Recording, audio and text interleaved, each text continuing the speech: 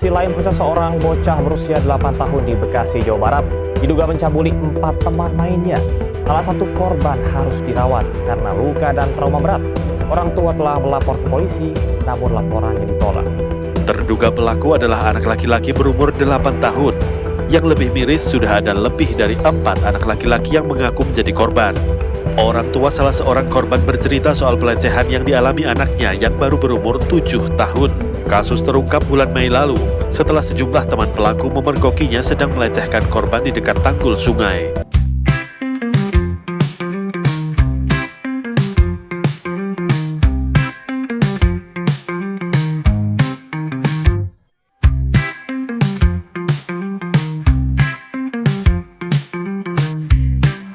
Assalamualaikum warahmatullahi wabarakatuh.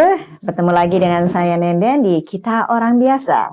Alhamdulillah hari ini saya kedatangan sahabat-sahabat saya yang sudah lama sekali nggak bertemu karena COVID ya, beberapa tahun ini. Tapi setelah ini kita kembali ketemu karena banyak ternyata persoalan-persoalan di lingkungan kita yang harus kita bicarakan.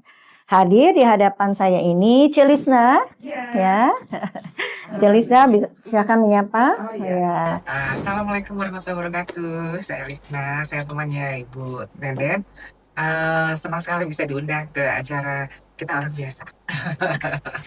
Dan juga Teh Dia.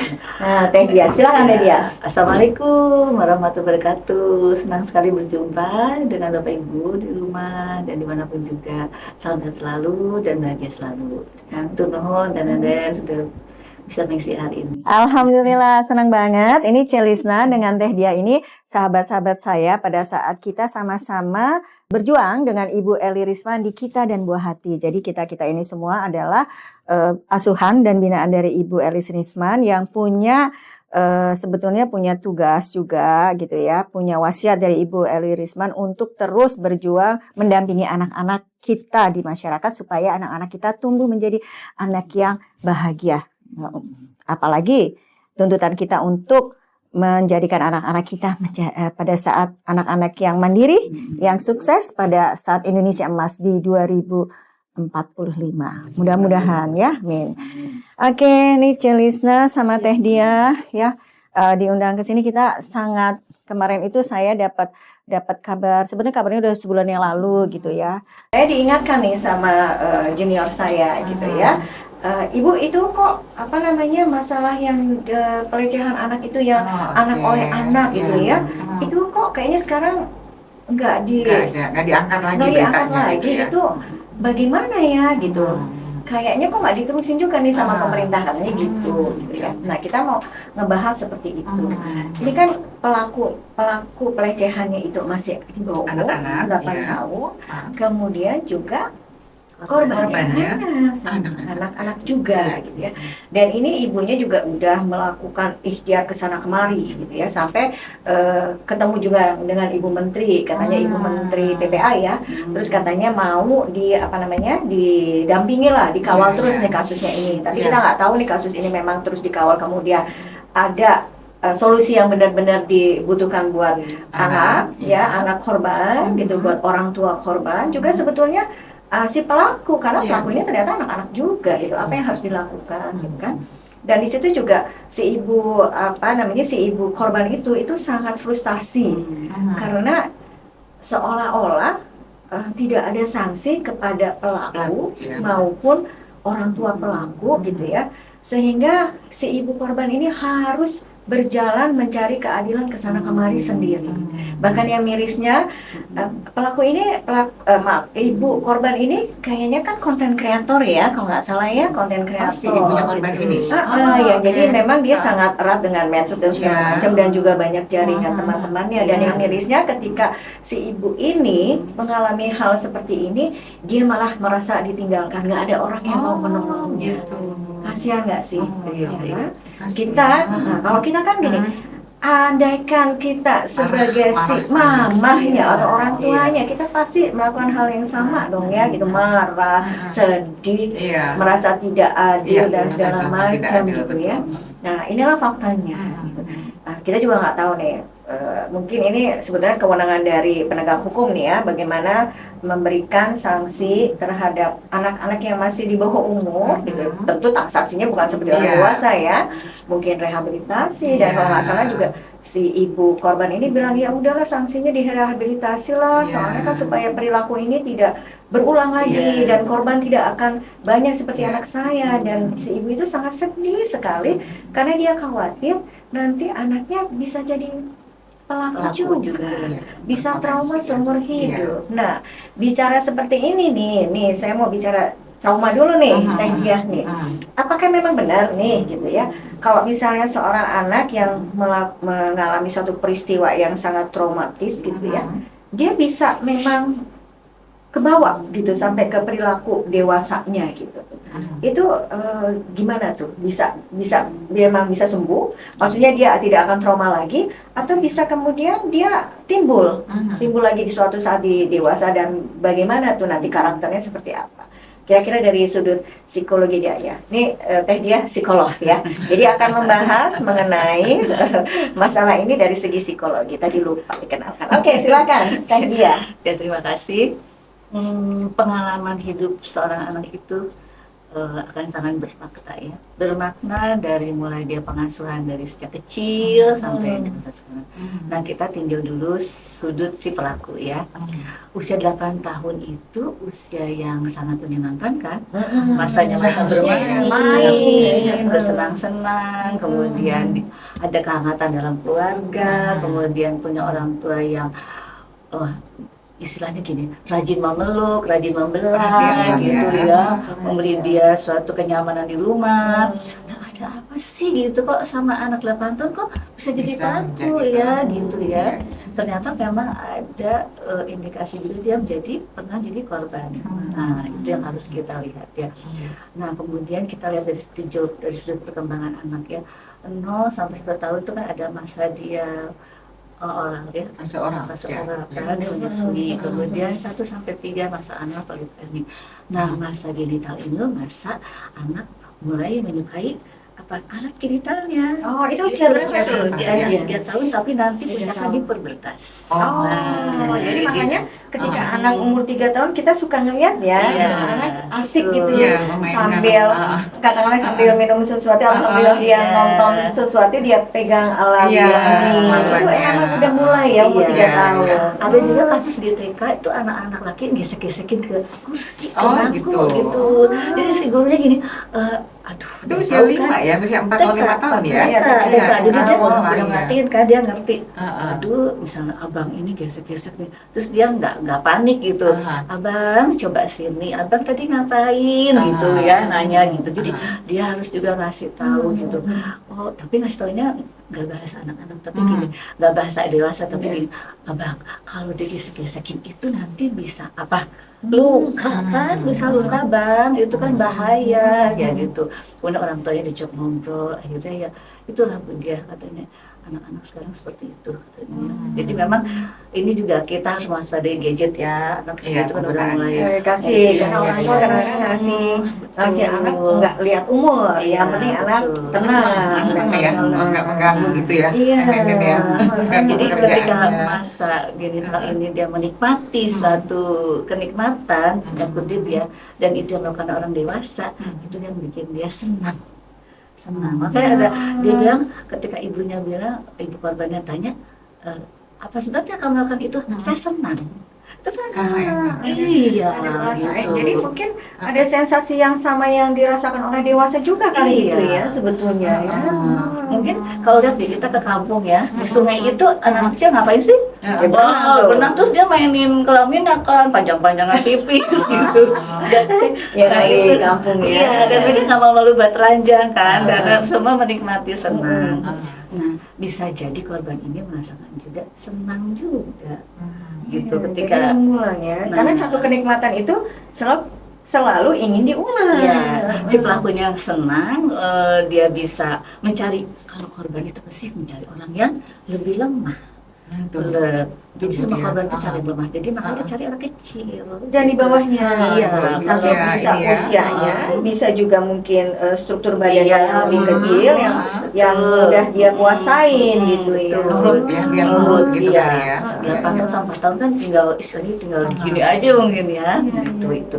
Itulah yang sebetulnya sangat itulah nanti kita orang tua harus mulai dari usia dia pengenalan gender laki perempuan itu kan udah mulai ya. Islamin ya. Iya, umur Laki-laki, 2 tahun, perempuan. betul 2 tahun tuh tidak boleh mandi bareng, udah nggak boleh lagi misalnya ibunya mandi bareng-bareng buka Oh, baju tuh, sama nggak anak, boleh. nggak boleh. Padahal kan Kadang-kadang beberapa iya, nggak boleh teman-teman deh. kita juga mengatakan itu Iya. mandi bareng tuh bagian dari pelajaran Seksual, seksual, ya. buru-buru Ah. atau buru-buru ke kantor, udah deh barengan aja mandinya, kamu jam 7 ke kantor, buru-buru semua mandi bareng. Itu udah nggak boleh. Nggak boleh ya. ya. Itu juga pelajaran kalau di Betul. agama Islam tuh aurat juga Iya, ya, iya, pelajaran tidak boleh melihat ya. aurat ya.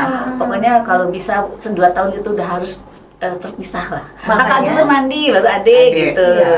Kalau ibunya pun harus. Dan berarti si orang tua itu harus menyiapkan diri betul. untuk melatih anak sebelum 2 tahun udah Betul. bisa mandi sendiri ya. Nah, Targetnya iya. mandi ya, nggak harus bersih ya, Iya, iya. nggak harus Pokoknya bersih dia- ya. Betul. Yang 1 sampai penting 3 mandi tahun. sendiri. Mandi Betul. sendiri, yang penting pokoknya dia bisa melakukan Iya. targetnya belum bersih, nanti Iya. perlahan Nanti baru orang tua target yang bersih. mandiin lagi Ah, gitu kan. Untuk kamar mandi, biasa kan ada mandi dijeblakin pintunya, kita bisa lihat. Itu kan kamu ganti baju, cepat lari ke kamar, pokoknya tutup pintu. Nah, udah Ya, mulai. jadi harus diajarkan itu dong, Betul. budaya malu ya. Nah, budaya malu iya, betul iya. sekali. Itu Ah, Islam ah. seperti itu. Jadi anak akan paham bahwa dia harus melindungi dirinya, gitu ya. Pun ibunya pun terpaksa mandi bareng, harus tetap memakai baju dalam. gitu. tertutup lah ya, aurat di Iya. seorang dewasanya Iya, harus tertutup. si bapak mungkin pakai cangcut aja, nah masih boleh lah bisa. Cangcut itu celana dalam bahasa Sunda. Nah, itu kan pokoknya yang dari Bandung. Ya itu. Nah Iya. itu dia sebetulnya Jadi, itu. jadi kalau yang tadi 8 tahun itu kan seolah-olah nggak ada traumanya tuh, Teh. Ya kan dia menikmati. Iya. Tapi yang kita lihat tadi korban yang 4 tahun itu Betul. kan nggak mau, yang tadinya mau ke Iya. masjid, nggak masjid, mau sholat, nggak Iya. sholat. Itu kan seolah-olah ada traumanya. Nah itu Iya. bisa terus berlanjut Ke bawah, enggak? atau gimana gitu Iya. ya. Sampai dewasa Iya. itu ya. Ada teori-teori di psikologi misalnya terapi-terapi untuk anak-anak. Jadi untuk ada rehabnya ya. Jadi nanti datang saja ke psikolog, nanti kita akan periksa dulu apa traumanya dan ada terapi-terapinya. Jadi ada di situ anak juga perlu ada rehab ya. Kemudian pada pelaku juga, nah ini yang harus kita lihat bagaimana kondisi dalam keluarganya. Nah bisa nanti nih bagian keluarga ini pengasuhannya gimana, Iya. mau sampai anak ini terabaikan untuk misalnya mendapat perhatian atau mendapat kasih sayang sehingga dia cari kenikmatan yang lain gitu. Ya, saya itu artinya ya. Apakah kita juga harus nanti observasi keluarganya bagaimana kesehariannya, bagaimana siapa temannya, kemudian apa Habis yang sekolah orang home visit ya, tuanya. berarti kita harus Iya. home visit ke sekolah. Sekolah dan ke rumah. Ke rumah ya. Orang tuanya apakah cukup waktu untuk dia mendidik anak seperti Iya, itu. iya, Jadi iya. itu yang harus kita lihat. Dan itu juga sampai di mana orang dewasa tuh banyak di sekitar dia, gitu kan? Karena ada yang mengenal diri, maksudnya satu siapa yang ada di lingkungan anak itu, ada mbak kah, ada orang lain kah, itu kan harus waspada. Iya, iya, iya. Iya. Gimana? Iya, nah ini tadi kembali lagi nih Teh Dia tadi, apakah kalau misalnya tadi kan harus rehab tuh, Iya, iya. kalau misalnya tidak dilakukan rehabilitasi terhadap anak ini kan sebetulnya kan kayak anak 8 tahun, apalagi 4 tahun itu kan perilaku yang nggak wajar kan, Iya. perilaku yang dilakukan Iya. oleh anak 8 tahun itu yang seharusnya, itu pun sebenarnya perilaku yang tidak wajar lah ya secara umum gitu ya, melakukan perilaku seksual yang seperti itu gitu kan. Nah itu kalau misalnya nggak direhab, itu nanti di kemudian hari di pertumbuhan anaknya, perkembangan jiwa, perkembangan pikiran dan segala macam, seksualnya segala macam, itu akan mengganggu nggak gitu? Iya. Terutama kalau saya lihat dari kasus-kasus yang ada ya, banyak juga di sekolah-sekolah yang dia bisa waktu lama di sekolah kemudian menginap, salah satunya boarding school gitu ya. Kasus anak-anak usia segitu juga ada. Jadi memang nanti dia harus yang disarankan ada di hijrah, tempat baru di mana orang tidak mengenal dia. Karena begitu ada tekanan sosial dengan anak tersebut dia akan akan selalu merasa dia akan dilihat orang, saya anak yang tidak berguna, saya anak yang tidak dihargain Dulu gitu ya. pernah diapain gitu ya. Nomor satu harus hijrah, pindah ke tempat baru yang orang tidak tahu siapa dia gitu ya. Nah kemudian mulailah pengasuhan dari orang tuanya diperbaiki. Berarti ada yang salah selama ini apa, ada yang harus dibetulin, dan si anak itu juga dikasih kegiatan yang memang dia bisa memberikan rasa penghargaan pada diri dia lebih banyak. Seperti nanti dia kegiatan olahraga, melukis atau menari apapun olahraga. Jadi Mengalihkan, betul. Dan di samping juga ada nanti terapi-terapi yang akan psikolog berikan. Iya, dan iya. sembuh. Itu Betul tadi, ya. iya, karena kan yang kalau kita lihat dari apa namanya berita yang ada, anak 4 tahun ini memang sekarang dalam kondisi yang trauma sekali kan, gitu kan, yang sampai ketakutan sekali, sampai misalnya ditinggalin sama.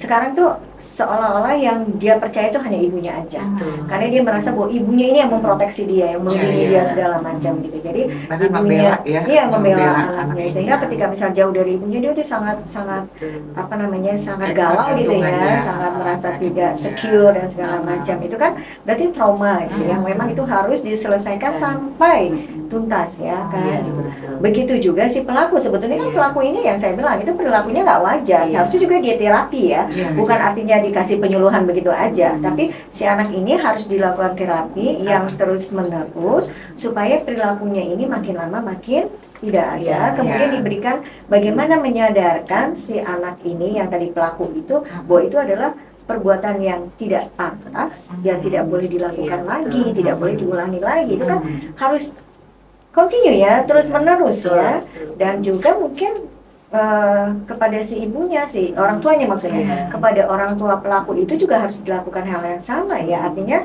harus aktif, bukan Iya. hanya cuman oh kalau penyuluhan oh ya saya mendengarkan, Iya. setelah itu selesai. Hmm. Tapi mungkin si Harus ada. ibunya Iya, atau orang tua iya, dari iya. pelaku ini harus diberikan kayak tugas gitu ya, Iya, kayak betul. kayak apa sih lembar tugas bahwa apa yang dilakukan orang tua terhadap anak pelaku ini untuk dilakukan tiap Iya. harinya supaya dia akan mengurangi dan dia memahami bahwa apa yang dilakukan itu salah, Salah, betul. nggak bagus. Sementara kepada anak yang 4 tahun itu dilakukan apa namanya untuk trauma healingnya ya, supaya apa yang terjadi pada kamu itu bisa kemudian lama-lama kamu terima, kamu handle, dan kamu bisa kembali menjadi anak yang bahagia lagi, harusnya gitu ya, itu ya. Insya Allah sih untuk usia-usia seperti ini masih trauma bisa hilang ya. Terutama muatan di sudut agama ya. Jadi ada kasus tadi saya ngobrol sama satu ustadz, jadi ini lebih dewasa lagi. Kemudian ada kejadian dia melakukan hal ini karena ada juga dia sangat rajin ngaji, sangat rajin ibadah. Katanya waktu dia pernah melamun, kemudian tidak pernah kegiatan apa. Jadi ada juga jin bisa masuk. Nah, itu terapinya juga salah satunya dengan dia habis Quran itu harus kembali ke Al-Quran. Itu. Ada Ada beberapa berbagai kasus macam pendekatannya ya, ini ya, ya.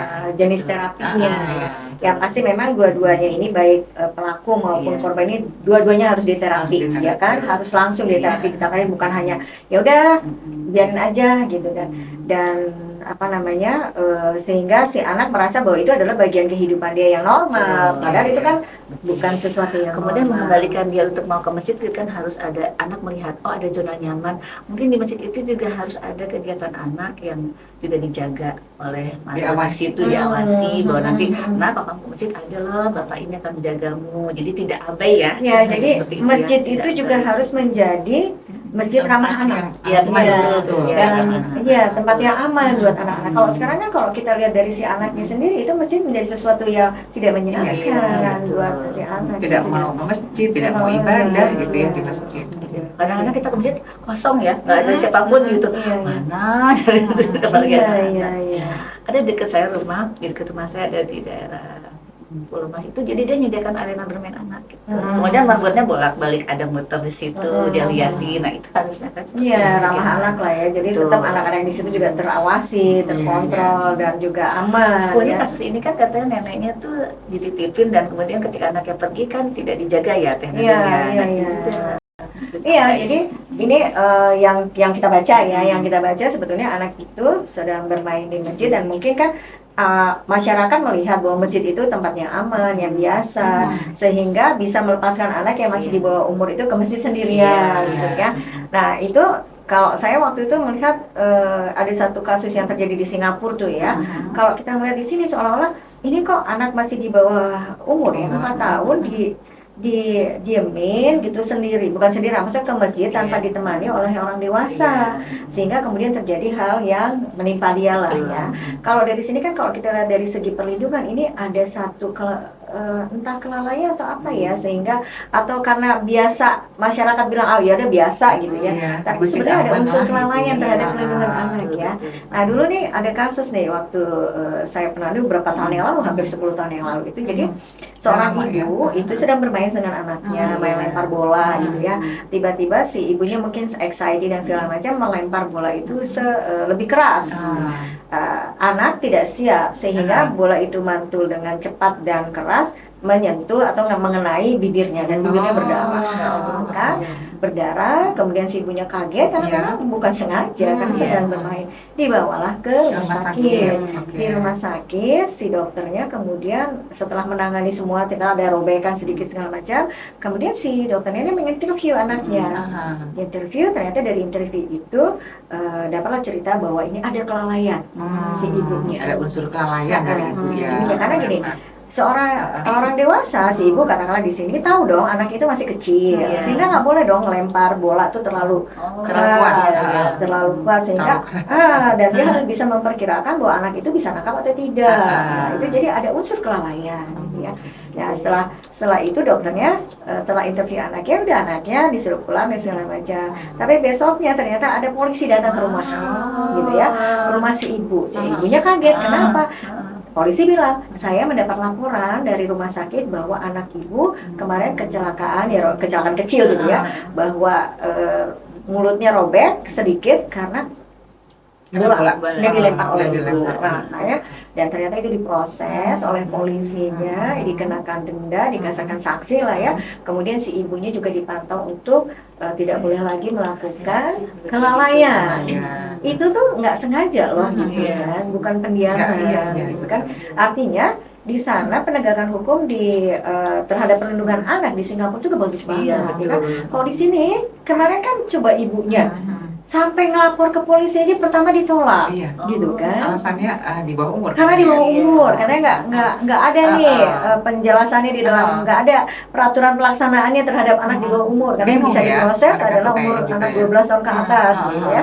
Nah itu kan, ya kalau kita lihat kan, berarti kemarin undang-undang perlindungan anaknya ini ternyata tidak melindungi semua anak. Nah kalau kita lihat alih-alih gitu, anak 8 tahun yang jadi pelaku ini seolah-olah kan dia sudah melakukan suatu perbuatan kriminal ya. Ini jadi kayak dilindungi gitu ya. Perbuatan kriminal oleh anak kecil karena tidak ada peraturannya yang berlaku, sehingga kayak seolah-olah ya udah dibebasin aja. Nah itu yang mungkin ini harus juga kita diskusikan kepada para penegak hukum ya, terutama juga Kementerian Perlindungan Anak ya, Perempuan dan Perlindungan Anak, bahwa meskipun katakanlah belum ada peraturan pelaksanaannya, tapi yang harus dipegang adalah undang-undang yang melindungi anak-anak benar tanpa kecuali, gitu ya. Oke, baik, tadi itu dari segi psikologi ya, jadi memang harus benar-benar anak-anak dijaga, karena apapun yang menimpa anak bisa kemudian mempengaruhi perkembangan psikologi dan mentalnya pada saat mereka nanti besar dan dewasa. Nah, Teh Lisna sekarang, Celisna nih. Nah, Celisna ini akan melihat dari segi praktisi keluarga nih, karena Celisna ya, praktisi keluarga, pendidikan di keluarga. Nah, apa yang harus dilakukan oleh orang tua kan? Gitu.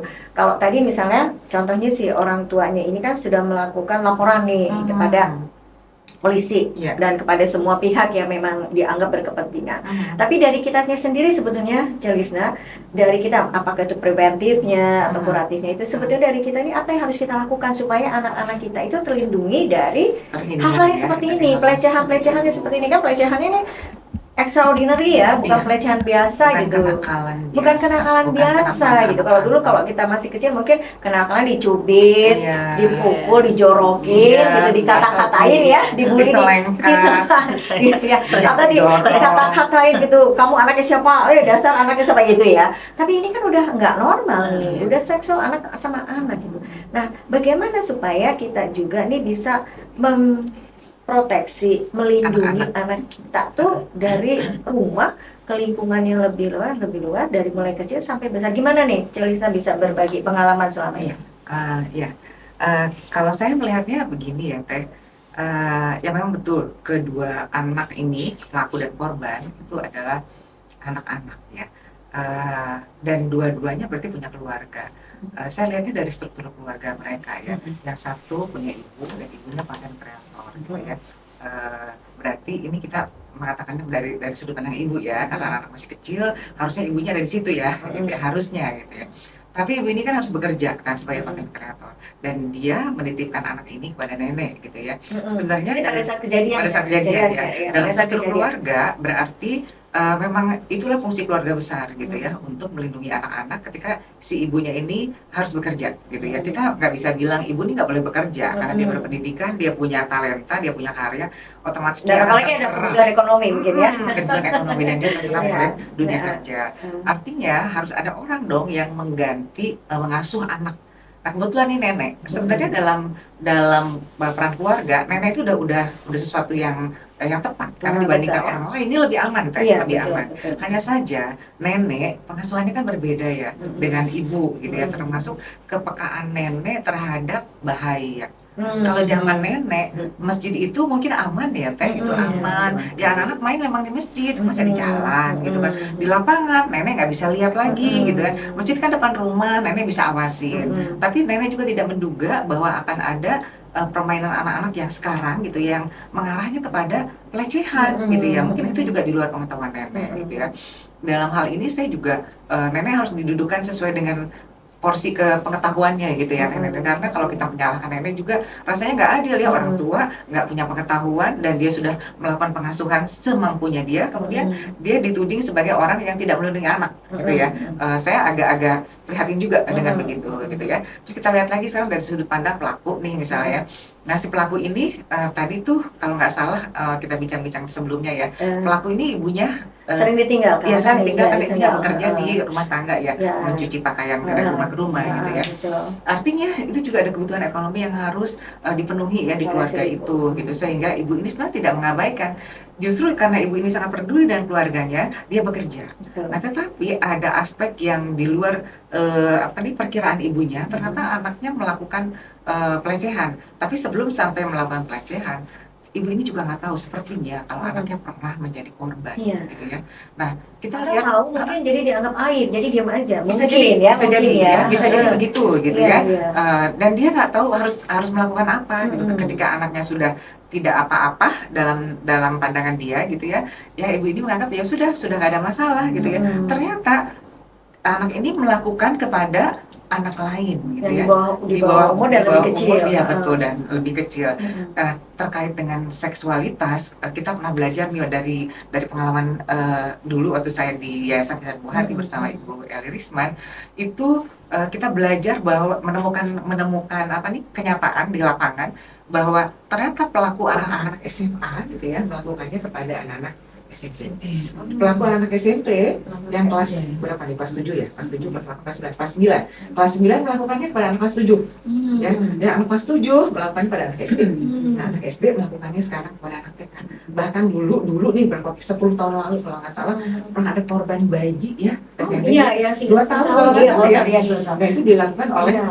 orang yang lebih dewasa. Kalau nggak salah juga ada kemarin ya 3 tahun ya, jadi pelecehan orang dewasa ada juga tuh. Nah, itu Iya, lebih maksudnya sama gitu. artinya sebetulnya kasus-kasus seperti ini dulu juga udah ada Udah ya. ada. Cuma kayaknya Iya. nggak diangkat, kan Iya. dianggap sebagai sesuatu yang biasa. Kita Atau tadi berusaha aib. mengangkat loh dari Yayasan Kedua Hati Iya, dulu ya. iya. Kita berusaha mengangkat, bahkan ketika ada seminar itu kita angkat sebagai kasus-kasus yang memang ini nyata loh, bukan lagi ada di berita di tempat yang jauh gitu, tapi adanya di depan mata kita, mungkin dengan teman-teman anak-anak kita gitu Iya, ya. iya.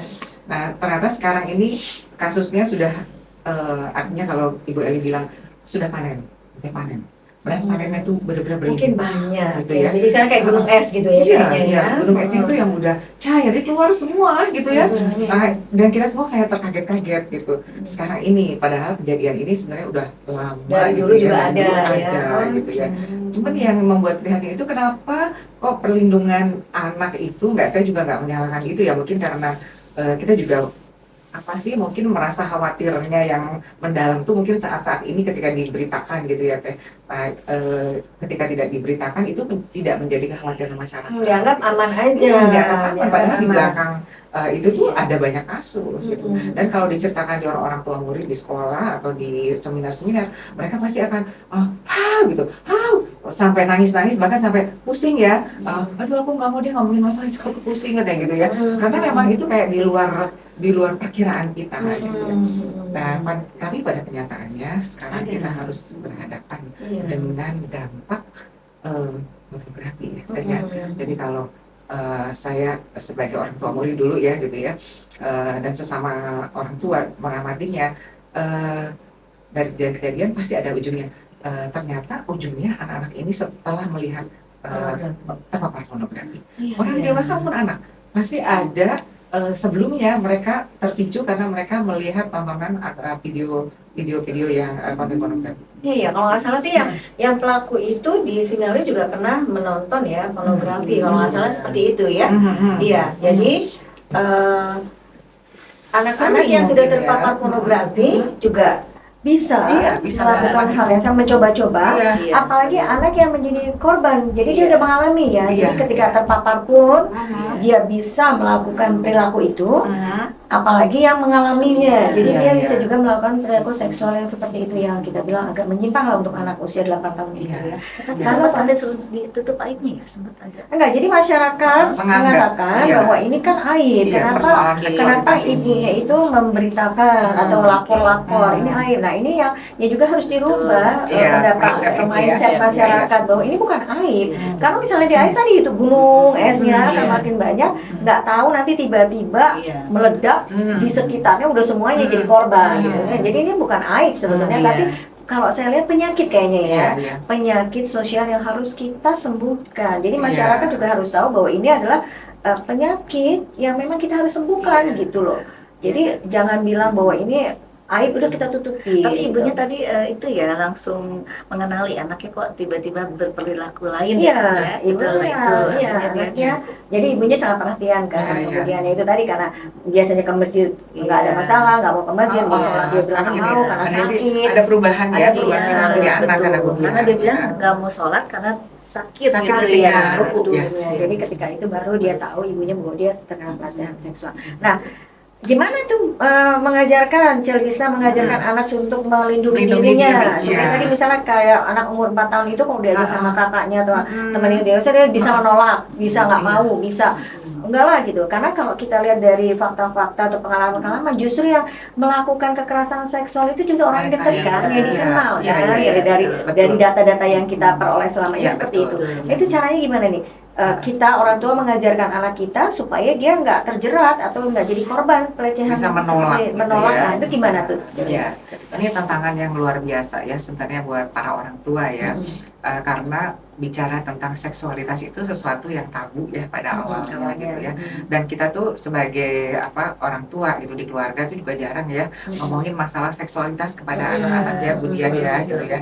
Paling-paling kita tuh ngomongnya perkembangan kognitif gitu ya, kayak kamu udah kerjain PR belum gitu kan, terus berapa nilai kamu di sekolah gitu, apa yang susah gitu ya, dicariin guru les dan lain-lain gitu. Atau kesehatan fisik ya, kayak kakak demam ya, atau hari ini minum apa gitu kan, makanan vitamin kita perhatikan gitu. Tapi terkait seksualitas itu orang tua pada umumnya gitu ya minim bahkan ya itu minim tuh bukan karena mereka tidak tahu, tapi karena tidak biasa ya Teh Nenden ya, tidak biasa, terus juga tabu ya, jadi kelu gitu ya, lidah tuh ngomong gitu ya, mau ngasih tahu gitu ya, nggak tahu dari mana mulainya gitu ya. Karena kalau kita bicara seksualitas sih olah-olah selalu menghubungkan antara masalah kelamin dengan kelamin, padahal bukan itu. Iya. Mulai dari sini sedikit ya tambahan. Mulai dari nanti masa dia puber. Nah, kalau laki-laki kan udah cakunya udah ada, suaranya berubah. Bahkan lebih dini lagi Budia mungkin ya. Harus dari anak-anak udah bisa, kan kemandirian tuh usia berapa Budia? 3 tahun ya. Nah itu udah mulai tuh. Jadi dia udah mulai pengen ngerjain sendiri semuanya gitu ya. Disitulah kita harus udah mulai mengajarkan pakai celana, terus mengajarkan aurat atau malu. Tutup malu kalau mau mandi gitu kan. Nah itu kayaknya cara anak-anak ya. Tapi memang ini perlu, nah itu lagi. Jadi akan bertentangan karena pada saat anak-anak usia 3 tahun itu mama-mama nih biasanya sudah pergi bekerja kembali gitu kan. Karena menganggap anaknya udah bisa ditinggal. Padahal ada PR besar yang harus dia lakukan dan ini perlindungan yang paling mendasar karena terkait seksualitas itu terkait intim ya, sesuatu mengenali yang intim. diri, melindungi Betul. diri, sebetulnya itu ya seksualitas itu Betul. kan. Jadi dia tuh kan karena terkait tubuh dia, Iya. tubuh dia itu makanya ketika anak bermasalah atau lagi ada sesuatu yang mengganggu, dia dipegang sama ibunya gitu, adek nggak mau gitu kan ya, karena dia sedang lagi nggak nyaman.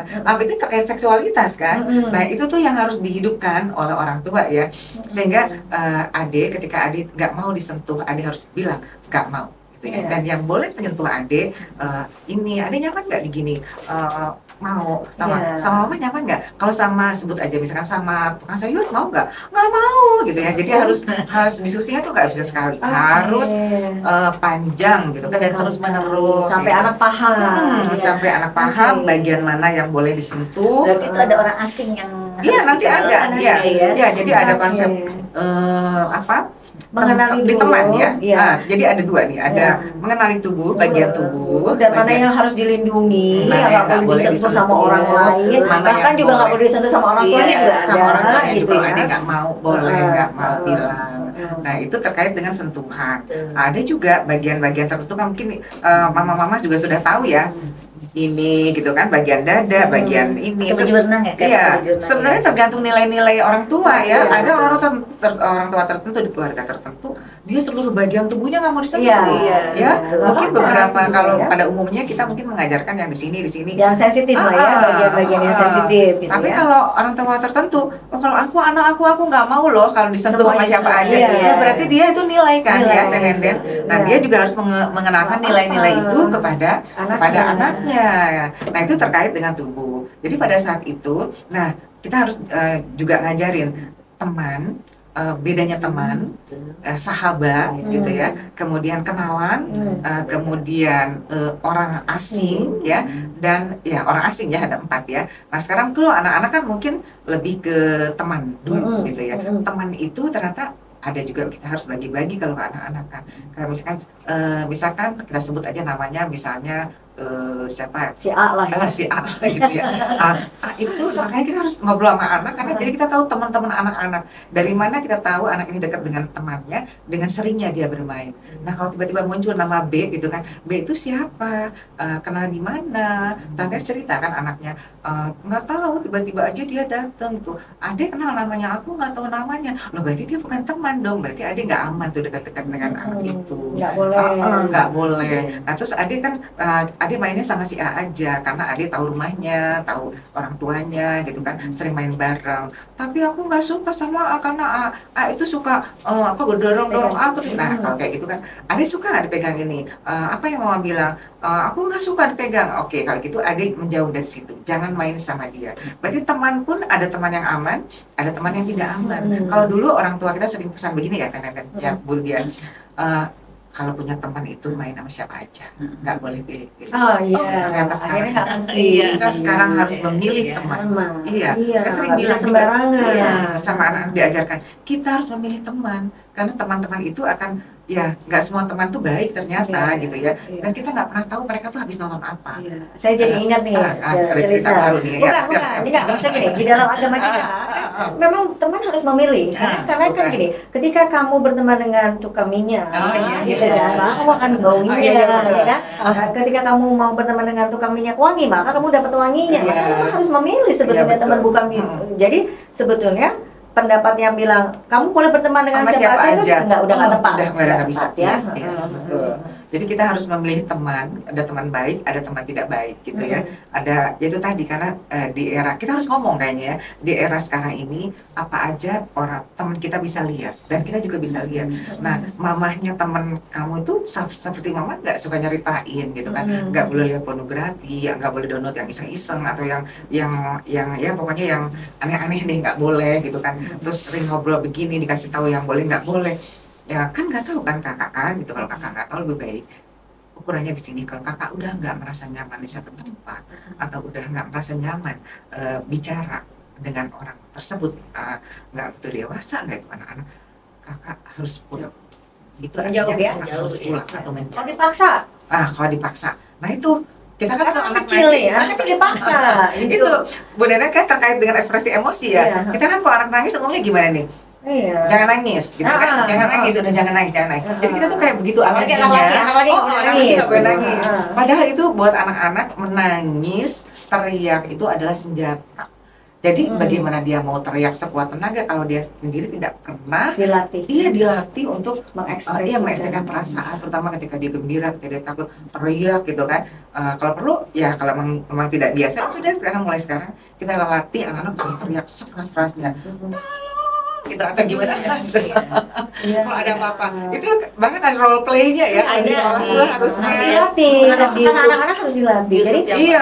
jadi ini ya, Celisna ya, Ah, ah. pokoknya tuh anak harus diajarin bagaimana mengenal dirinya dan Betul. bagaimana bagian Bagian tubuh yang yang harus boleh dan nggak diproteksi, boleh. yang nggak boleh Betul. disentuh sama Iya. siapapun, termasuk orang tuanya sebetulnya. Betul. Juga mengenalkan anak supaya menghadapi ini temennya atau orang yang di dekat dia ini aman apa enggak, Iya, betul, gitu iya. kan. Jadi jangan jadi anak nurutan aja, Iya. gara-gara temennya nggak enak dan segala Iya. macam gitu. Karena kalau anak ini kadang-kadang gini, kalau aku nggak bermain sama dia, aku nanti nggak punya teman. Iya betul. Nah, aku gitu. nanti nggak ditemenin. Nah itu gitu. yang harus diyakinkan kepada anak bahwa ya teman itu kamu harus milih yang baik. Kalau temennya nggak baik ya kamu nggak usah berteman sama orang yang nggak baik. Gitu ya. Oh gitu ya. Jadi harus dari kecil ya, harus Celisna, dari ya. kecil. Dan ini pengasuh seksualitas yang utama dalam pendidikan seksualitas anak sendiri yaitu Ibu. Iya. Jadi ibu-ibu harus siap menjadi guru seksualitas bagi Iya. anak-anaknya. Nanti kalau ibu-ibu masih bingung, nah nanti belajarlah dari Celisna dan dari Teh Dia. Nanti insya Allah kita bisa bantu ya. untuk pelatihan ada pelatihannya Ada loh, pelatihan khusus ya. ya untuk Iya. menjadi pelatih Nanti seksualitas anak sendiri. tolong Ngomong, nanti belajar dicatat, ngomong. ini mungkin ada nomor kontak yang bisa dihubungin ya untuk pelatihan ya. Karena itu tadi ternyata anak-anak kita dalam keadaan yang tidak aman. Iya gitu. betul. Lebih baik kita merasa terus waspada daripada kita kecolongan gitu. Alhamdulillah ini kita sudah banyak Iya. berbincang-bincang. Rasanya kepengen lagi banyak yang lain Iya, nih, Celisna sama Teh Dia ya. Sebelum nggak terasa ya. nggak terasa ya, sebelum kita akhir ini bincang-bincang kita mungkin ada closing dari Teh Dia mengenai tadi bagaimana trauma terhadap anak Iya. harus dilakukan. Silakan Iya. Teh. Nomor satu adalah kita waspada atas kejadian yang ada di sekitar kita. Kita harus aware apa yang terjadi sama anak kita. Kita harus peduli apa perasaan mereka. Kita harus merasakan apa yang mereka rasakan. Jadi trauma itu juga ketika menjadi sesuatu yang memberatkan pada jiwa anak, kita harus bisa membaca dari tubuh maupun dari pikiran dan perasaan anak. Dan itu akan menjadi suatu masalah yang akan menjadi serius banget ketika mereka mulai jadi remaja. Nah, makanya sekarang kenapa banyak LGBT gitu ya, karena mereka tadinya korban jadi pelaku. Nah, itulah hati-hati sekali, kita harus bagaimanapun tetap harus mewaspadai anak-anak kita, tapi juga dengan dalam rangka tanda kasih sayang juga, artinya berubahlah pengasuhan dengan banyak memeluk, menyayangi, kemudian membaca perasaannya, menerima kondisi anak apa adanya. Demikian Teh Deden ya. Silakan Celisna, gimana? Iya. Semangat, silakan. Saya mau sampaikan sebagai closing statement untuk para orang tua ya, terutama keluarga-keluarga di Indonesia ya.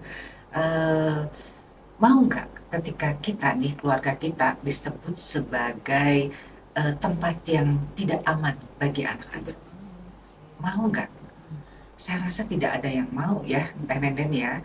Jadi ketika kita bilang tidak mau, pastikan ayah dan ibu hadir di masa-masa penting anak, yaitu usia 0 sampai 4 tahun. Ya, 3 tahun minimal ya. 4 tahun itu kenapa disebut 4 tahun? Karena ada lembaga lain yang bisa melindungi anak, yaitu di sekolah. Dan kita percaya.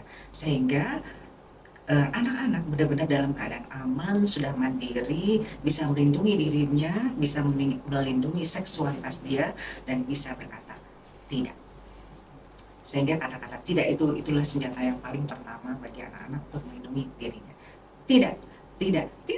Gitu. Baik, terima kasih Celisna. Sami-sami, Teh Deden, terima kasih Dia juga. bincang kita walaupun belum puas ya, bisa kita sambung di waktu-waktu yang mendatang gitu ya, dengan tema pembicaraan kita yang sangat yang beragam ya, sama serunya ya. Sama serunya ya memang ada di lingkungan, terjadi di lingkungan kita ini. Terima kasih sekali lagi. Kita akan menyapa juga sebelumnya para teman-teman sahabat-sahabat kita orang biasa. Kita closing. Sampai ketemu teman-teman di kita orang biasa berikutnya. Ya. 1, 2, 3. Kita orang biasa.